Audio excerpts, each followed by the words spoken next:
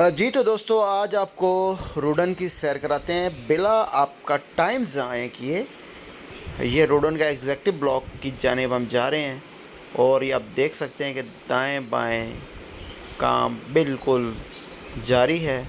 और executive block रोडन का जो कि अडयाला रोड के ऊपर वाक़या है, बैरिया फेज़ 8 से आप बाहर निकलें तो आप कुछ ही देर बाद, मेरा ख़्याल है हार्डली 2 से 3 किलोमीटर बाद आप रोडन के एग्जैक्टिव ब्लॉक में मौजूद होंगे। ये एग्जैक्टिव ब्लॉक का विज़िट मैं आपको करवा रहा हूँ। ये आप देख सकते हैं एग्जैक्टिव ब्लॉक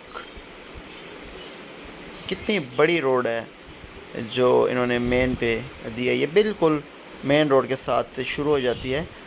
थोड़ा सा आप आगे आएँ तो ये जहाँ पे आपको फ्लैग्स नज़र आ रहे हैं, ये है रोडन का साइड ऑफिस। और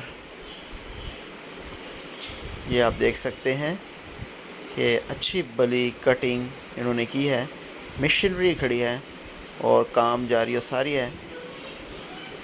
और अब बाहर निकल के हम आपको दिखाते हैं इसका एक स्मॉल व्यू। रोडन,